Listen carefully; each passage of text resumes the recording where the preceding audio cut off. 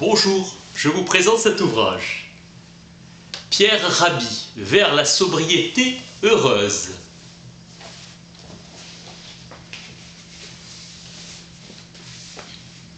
En 1950, à 20 ans, il décide de se soustraire à la civilisation par un retour à la terre. Il contemple le triste spectacle de l'homme qui s'anéantit pour que tourne la machine économique. La recherche de la croissance illimitée élève la prédation au rang de science. Le lien avec la nature est rompu. Seul le choix de la modération de nos besoins et nos désirs permet de rompre cet ordre anthropophage, appelé mondialisation. Choix d'une sobriété libératrice et volontairement consentie. Modeste témoignage de faire ce que l'on dit et dire ce que l'on fait. Aborder la modération en tant que nécessité incontournable.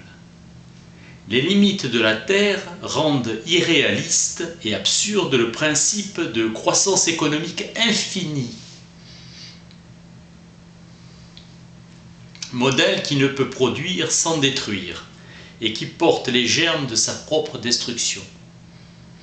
Il est temps d'instaurer une politique de civilisation fondée sur la puissance de la sobriété. Satisfaire à nos besoins vitaux avec les moyens les plus simples et les plus sains, ascétiques. Au sein du désert inhospitalier, la vie a une saveur de miracle. L'ambiance est à la frugalité, une joie omniprésente surmonte la précarité. La moindre gorgée d'eau a une réelle saveur. Chaque jour vécu est déjà un privilège. La mort est l'intendante d'une finitude à laquelle chacun est préparé. Le Créateur soustrait l'enfant qui meurt des turpitudes du monde et soulage le chagrin. La résignation est propice à l'apaisement, car le destin est le jouet des causes contre lesquelles la volonté humaine est impuissante. Avec la productivité, c'en est fini du temps savouré comme de l'éternité. Dessein nouveau d'abolir toute perte de temps où l'indolence est tenue pour de la paresse. Les traditions ont un parfum de suranné, de révolu. Ainsi, le progrès a fait irruption dans l'ordre séculaire. L'ère du travail en tant que raison d'être a pour corollaire l'immodération des nouvelles choses à acheter. Fini le temps où le travailleur dépensait son argent avant de retourner travailler. Travaillons-nous pour vivre ou vivons-nous pour travailler? Les indisciplinés mécontentent les employeurs. La modernité arrogante a réduit sous prétexte de l'améliorer la condition de tous à une forme moderne d'esclavage. Prenant l'argent comme mesure de la richesse, la modernité a créé la pire inégalité qui soit. L'enclume du forgeron n'a jamais résonné en moi aussi fort que par son silence. Ce silence fait germer en moi la rébellion qui me fait apparaître la modernité comme une immense imposture. C'est dans le progrès que les ouvriers avaient foi. Le consommateur est à l'évidence le rouage d'une machine qui produit toujours plus afin que l'on consomme toujours plus. Sursaut de mai 68 contre la société de consommation, exprimé par un désir de modération. Cette jeunesse aspirait à une vie pleine d'aventures et de défis à surmonter. L'enthousiasme, le divin en nous, cette joie de vivre qui est une valeur suprême à laquelle nous aspirons tous. Face à cela, le caractère dérisoire de cet être humain pris dans la société de l'argent finance, déclin du monde paysan. Image des Crétois fuyant la violence des Turcs où un vieillard ploie sous un sac contenant les ossements de ses ancêtres.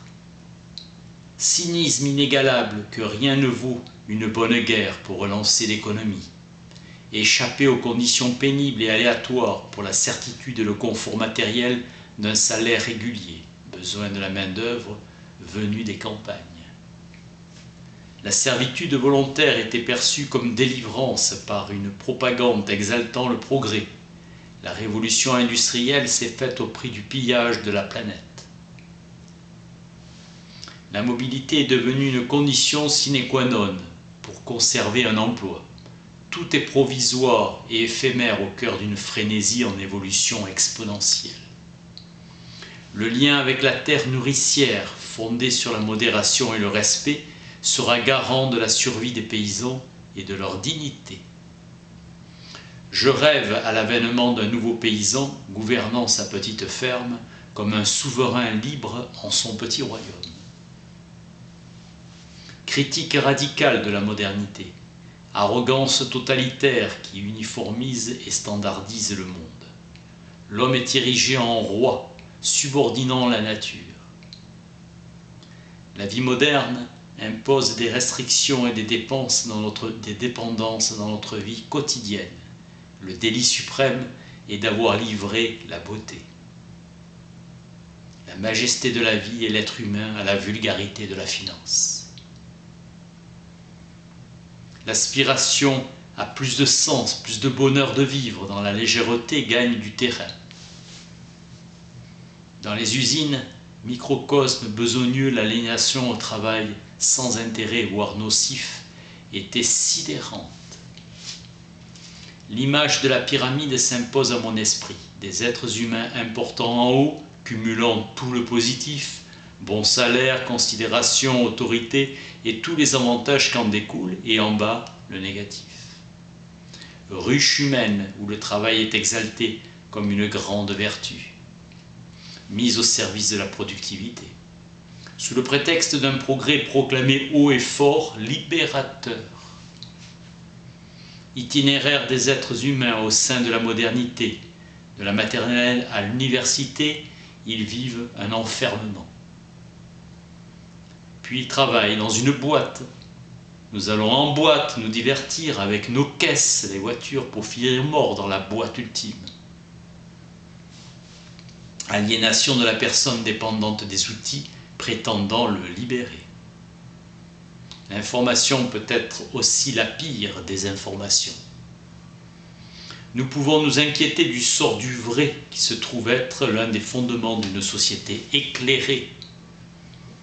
Avoir recours à l'apaisement du silence et faire une diète de l'information comme un jeûne purificateur.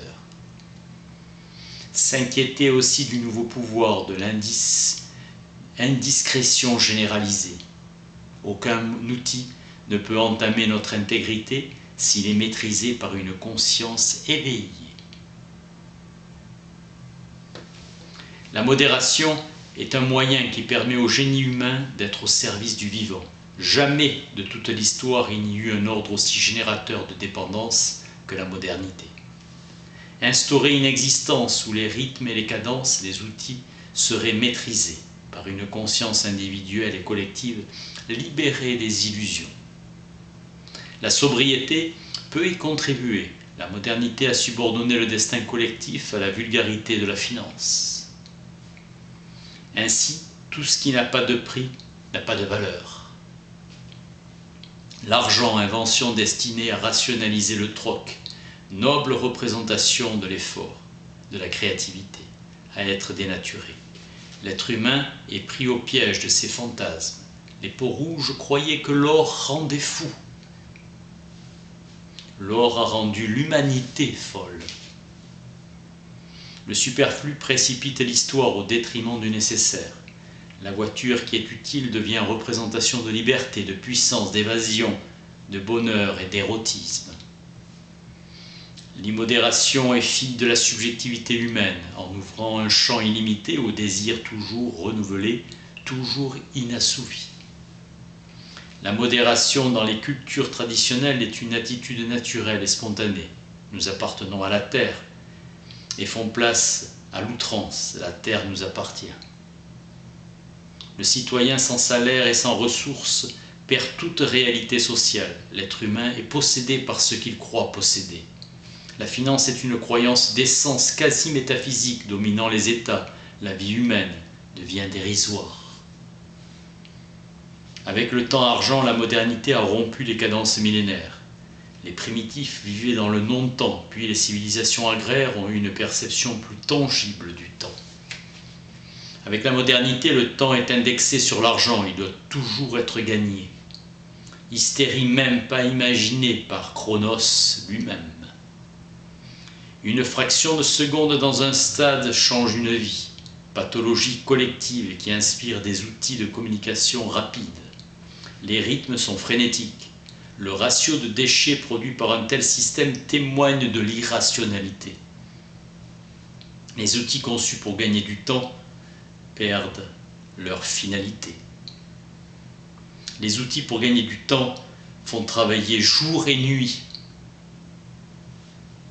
Présence furtive du jeune accaparé par son clavier, esprit absent. Internet libère l'information, mais Interpanet propage les turpitudes du monde. Il peut servir au pire ou au meilleur selon l'évolution de la conscience qui en fait usage. Ces instruments supposés servir la communauté sont en train de l'asservir. Ivan Illich met en évidence le retournement des outils par leur complexité échappant au contrôle de l'usager et nécessite des intervenants de plus en plus spécialisés, ordinateurs, voitures, etc. Dépendant des énergies conventionnelles, le monde moderne devient vulnérable. Le meilleur des mondes de Huxley se situe en deçà de la réalité. C'est par le changement positif des individus que le monde changera. Situation de cohérence entre nos aspirations profondes et nos comportements. Importance de petites résolutions. Les mécanismes de l'immodération engendrent la misère. En 1985, un pays comme le Burkina Faso avait un budget équivalent à celui de l'Opéra de Paris. Un expert de la Banque mondiale va au Laos et conclut dans son rapport qu'un village dont la communauté se suffisait à elle-même, avec le troc, ne pouvait se développer car elle consacrait trop de temps à des activités improductives. Elle répondait magnifiquement à tous ses besoins essentiels, mais ne créait pas de richesse financière. C'est à l'argent, maître absolu, qu'il revient de décider. Alors se met en route le processus de modernisation qui éradique les traditions, le clergé se chargeant de prêcher l'acceptation d'un destin voulu par Dieu. Les impasses dans lesquelles le monde contemporain va se retrouver l'obligeront à réhabiliter les pratiques du passé. Les Sioux prélevaient que le nombre de buffles qui leur permettait de vivre. Les peuples premiers ne tuaient pas sans nécessité vitale. Comportement de modération dans le respect et la gratitude qui animait l'esprit de nos ancêtres. On éprouvait une sensation de liberté. La frugalité imposée par ces modes d'existence en fait des êtres libres. L'hospitalité est aussi une norme morale et spirituelle. Dieu donne pour que l'on donne. L'économie est aujourd'hui l'art subtil de la prédation. Les civilisations se sont construites sur le stockage. Un art de vivre se construit avec la tranquillité et la légèreté. L'avenir est à la civilisation de la sobriété. Ma famille et moi-même avons choisi la sobriété heureuse comme art de vivre.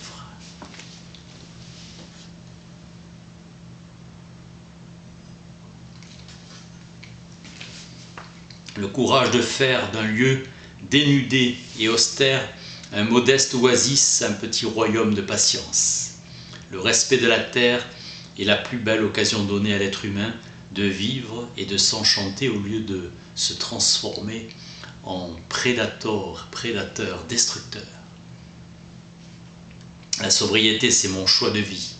Modération comme principe de vie. L'autolimitation volontaire. La frugalité a été au début proche de l'indigence. La sobriété nécessite de renoncer au monde actuel fondé sur la toute-puissance du lucre.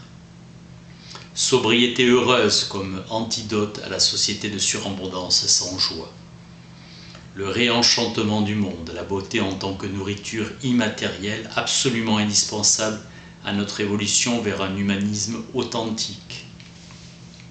L'histoire de son installation est décrite. Changer de paradigme, c'est mettre l'humain et la nature au cœur de nos préoccupations. La planète n'est pas un gisement à épuiser. La prépondérance donnée à l'intellect au détriment de l'intelligence et des mains, auxquelles nous devons pourtant notre évolution, est une catastrophe qui fait de nous des infirmes sans en avoir conscience. L'éducation doit restaurer la complémentarité des aptitudes. Avec le lucre omniprésent, l'espèce humaine régresse.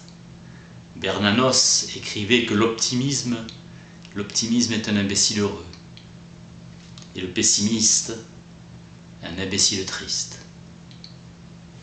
La société est anxiogène, j'appelle à l'insurrection des consciences.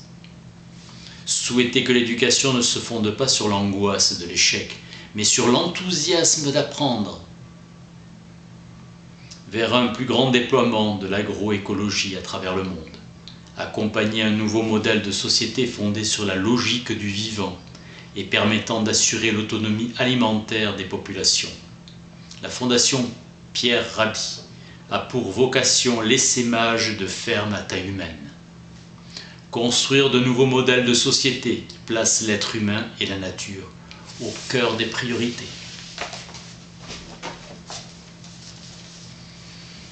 Pierre Rabhi, vers la sobriété heureuse. Merci.